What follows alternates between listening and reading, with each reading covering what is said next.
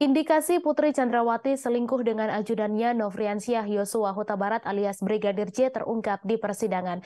Namun istri Verdi Sambo tetap membantah ada hubungan romantis dengan pria yang menjadi korban pembunuhan berencana di rumah dinas Duren 3 Jakarta Selatan pada 8 Juli silam itu. Putri mantap menyatakan dirinya justru menjadi korban pelecehan Brigadir J saat berada di Magelang, Jawa Tengah sehari sebelum penembakan pada Kamis 7 Juli. Putri Chandrawati dihadirkan sebagai saksi dalam sidang perkara pembunuhan berencana Nofriansyah Yosua Huta Barat di Pengadilan Negeri Jakarta Selatan pada Senin 12 Desember. Putri dihadirkan sebagai saksi untuk terdakwa Richard Eliezer, Ricky Rizal, dan Kuat Ma'ruf.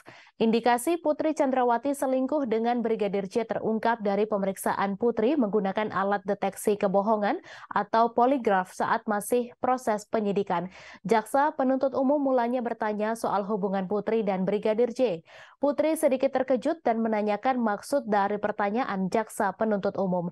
Namun Putri tegas menjawab bahwa hubungannya dengan almarhum Brigadir J hanya sebatas ajudan dengan atasan, bahkan ia sudah menganggap almarhum sebagai anak kandung. Setelahnya, JPU menyinggung soal tes poligraf Putri Chandrawati. Ia mengaku pernah menjalani tes poligraf namun lupa soal detail pertanyaannya. Kepada jaksa penuntut umum, Putri mengaku tidak mengetahui hasil tes poligraf dari pertanyaan tentang perselingkuhannya dengan Brigadir J. JPU kemudian menjelaskan bahwa hasil tes poligraf Putri tentang perselingkuhannya dengan Brigadir J terindikasi berbohong.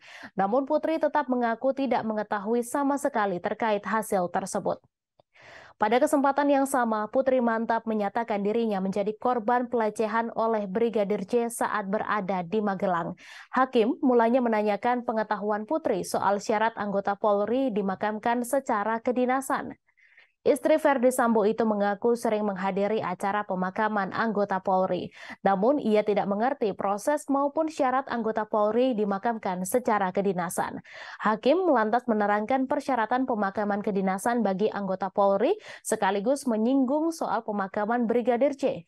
Hakim menjelaskan untuk dimakamkan secara kedinasan oleh Polri, maka yang bersangkutan tidak boleh mendapat cemar atau noda sedikit pun dalam catatan karirnya. Dan faktanya, almarhum Yosua dimakamkan dengan kebesaran dari kepolisian. Sehingga menurut Hakim, jika Yosua melakukan pelecehan seksual sesuai pengakuan Putri, maka tidak mungkin almarhum Brigadir J mendapatkan hal tersebut. Putri pun bersikukuh Brigadir J telah melecehkannya, mengancam, dan melakukan penganiayaan. Bahkan Putri seolah tidak menyangka jenazah Brigadir J dimakamkan secara kedinasan. Ia pun meminta hakim menanyakan hal itu kepada institusi Polri. Buktinya apa, Pak? Setelah kejadian peristiwa itu, dalam pemeriksaan dilakukan asesmen oleh psikolog forensik.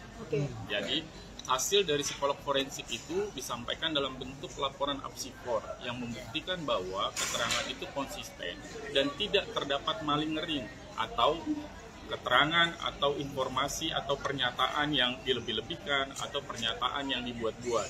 Jadi konsisten intinya. Juga ditemukan adanya, saya istilahnya secara khusus dalam psikologi traumatik. Ada traumatik akut yang terjadi terhadap Putri. Nah, ini adalah bagian dari bukti, juga berkesesuaian dengan keterangan saksi-saksi yang lain, walaupun tidak langsung ada di dalam kamar, tapi pada peristiwa tersebut juga ada peristiwa lanjutan, misalnya ditemukan di depan kamar dalam keadaan lunglai oleh Susi, kemudian juga oleh KM, juga dipanggil Richard dan Ricky, yang notabene sedang ada di luar rumah, tapi diminta segera datang karena ada keadaan yang situasi yang darurat. Gitu. Jadi ini kesesuaian circumstantial evidence, bukti-bukti petunjuk yang bisa menguatkan soal peristiwa tersebut. Terima kasih sudah nonton. Jangan lupa like, subscribe, dan share ya.